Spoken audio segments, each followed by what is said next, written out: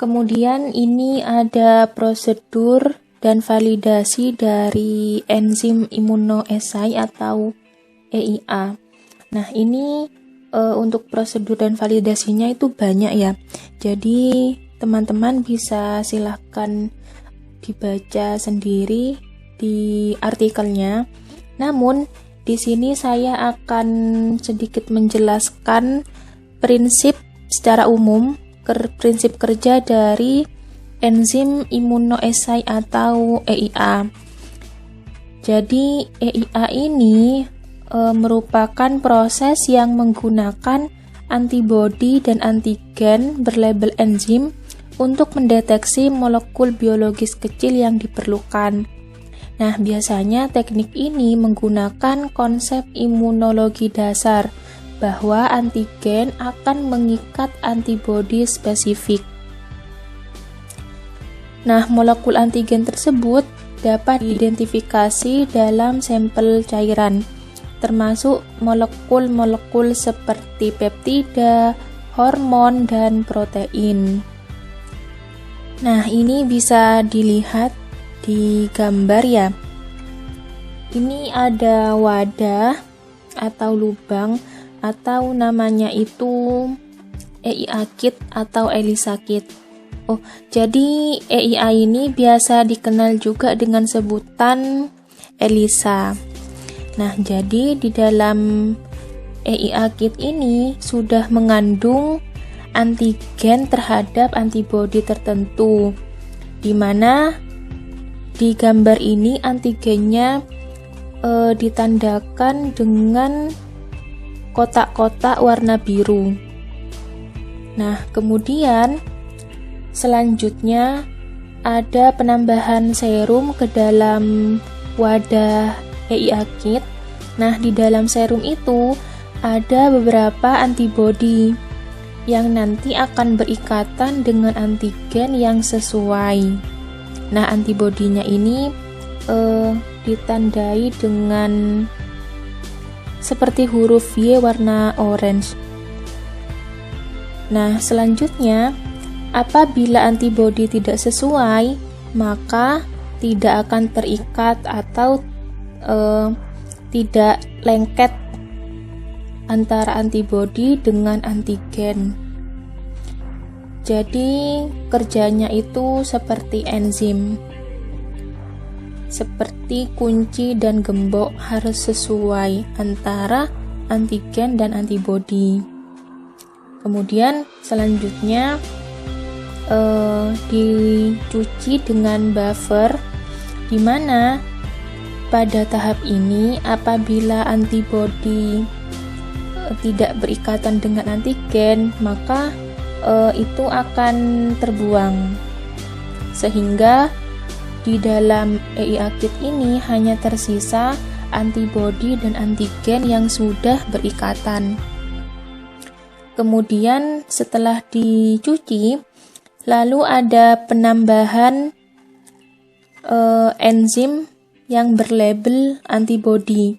Nah, di sini dia itu berfungsi untuk memperkuat ikatan antara antigen dan antibodi, sehingga EIA kit ini dapat mengetahui berapa banyak ikatan antara antigen dan antibodi. Nah, di sini enzim yang berlabel antibodi ini ditandai dengan warna hijau dan ada bundaran ya di atas yang berwarna orange. Nah, selanjutnya itu dicuci lagi. Kemudian setelah dicuci akan ada sisa dari enzim berlabel antibodi yang tidak berikatan dengan antigen dan antibodi. Mereka akan terbuang, sehingga di dalam EIA kit ini hanya tersisa enzim berlabel antibodi yang berikatan dengan antigen dan antibodi. Nah, selanjutnya akan diberikan substrat trigen yang di sini berfungsi untuk mewarnai ikatan antara antigen dan antibodi. Nah, ini setelah diberikan substrat kan warna dari yang ada di dalam yakit ini kan berubah ya. Nah, perubahan warna ini yang menunjukkan adanya reaksi. Untuk proses terakhir yaitu ditambahkan yang namanya stop solution. Di sini berfungsi untuk menghentikan seluruh proses yang terjadi. Nah, hasilnya nanti akan berbentuk seperti ini ya, seperti grafik. Kemudian di sini ada high performance liquid chromatography atau biasa disingkat dengan HPLC.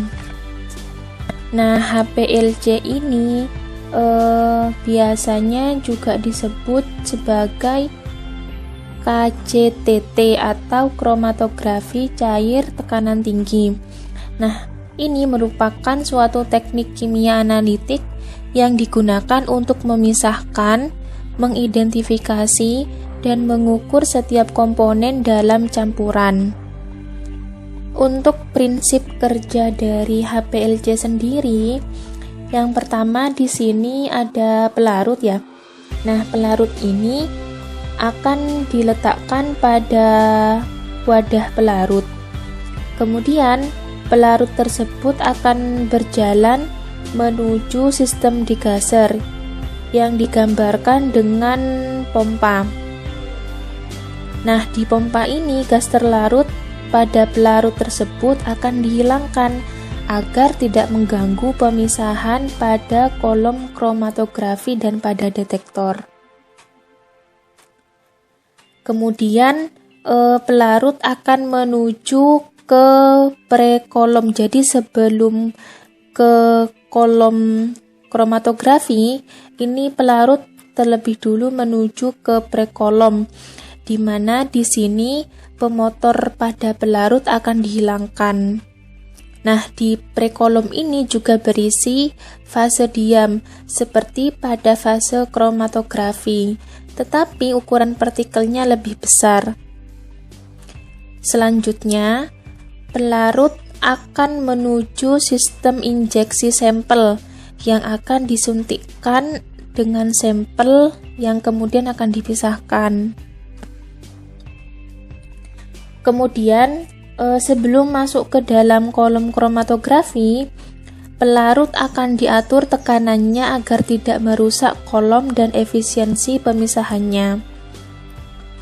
Nah, selanjutnya pelarut dan sampel tadi akan masuk ke dalam kolom kromatografi atau di sini tuh HPLC kolom. Nah, di sini berfungsi untuk dipisahkan komponen-komponennya sesuai interaksi dengan adsorben. Nah, hasilnya nanti, hasil dari pemisahannya akan dideteksi oleh detektor dan kemudian akan diolah menjadi kromatogram. Di situ nanti hasilnya berbentuk grafik-grafik. Nah, yang ada di gambar seperti laptop itu, nah itu hasilnya nanti menjadi sebuah kromatogram. Untuk hasilnya, ini peneliti mengumpulkan sebanyak 302 sampel tinja dari 5 jenis betina dewasa. Nah, hasilnya adalah dari kelima jenis betina tersebut, hanya 3 betina yang mengalami kebuntingan atau hamil, sedangkan 2 jenis betina dewasa lainnya tidak hamil. Nah, di sini di tabel 1 bisa dilihat untuk betina dewasa yang hamil itu ID-nya ada M1, M2, dan M3, di mana periode kehamilannya untuk M1 selama 185 hari, kemudian M2 selama 183 hari, dan M3 selama 199 hari. Sedangkan untuk M4 dan M5 mereka tidak mengalami periode kehamilan, artinya mereka tidak bunting atau tidak hamil. Ini ada validasi pengujian ya. Di sini ada 3 macam grafik. Di mana yang pertama ini yang A, grafik dari PDG, kemudian yang B dari B4, dan yang C dari 5-alpha pregnant. Di mana dari ketiga jenis hormon tersebut ini sudah dikonfirmasi oleh HPLC, dan fraksi yang terkumpul menunjukkan bahwa masing-masing pengujian tersebut merupakan imunoreaktivitas. Jadi setiap pengujian ini memiliki imunoreaktivitas yang berbeda-beda. Dari ketiga jenis hormon ini, yaitu PDG, B4, dan 5-alpha pregnant, itu sudah divalidasi menggunakan kurva antara ekstrak tinja yang dikumpulkan dan log standard concentration masing-masing. Nah, hasilnya itu adalah terdapat kesamaan imunologis antara log standard concentration dengan metabolit hormon tinja yang sudah dikumpulkan. Selanjutnya ini ada perbandingan immunoassay. Nah, ini ada grafik, bisa dilihat dari ketiga jenis hormon tadi, yaitu PDG, kemudian B4 dan 5-alpha pregnant. Ini dapat dilihat adanya peningkatan konsentrasi progestagen yang meningkat secara signifikan setelah kawin hingga parturisi. Nah, di mana konsentrasi PDG rata-rata ditemukan lebih tinggi daripada konsentrasi B4 dan 5-alpha pregnant. Kemudian ini ada tabel, kita bisa lihat bareng-bareng bahwa di sini kadar atau konsentrasi PDG pada awal kehamilan sampai akhir kehamilan memang memiliki konsentrasi yang lebih tinggi apabila dibandingkan dengan hormon P4 dan 5-alpha pregnant. Nah, ini bisa dilihat di sini. Kenaikannya juga lebih tinggi PDG daripada yang lainnya. Nah, di sini juga dapat dilihat bahwa konsentrasi PDG ini meningkat dari yang tidak hamil apabila dibandingkan dengan betina dewasa yang hamil. Jadi ini kan ada tanda ya, tanda D di hamil.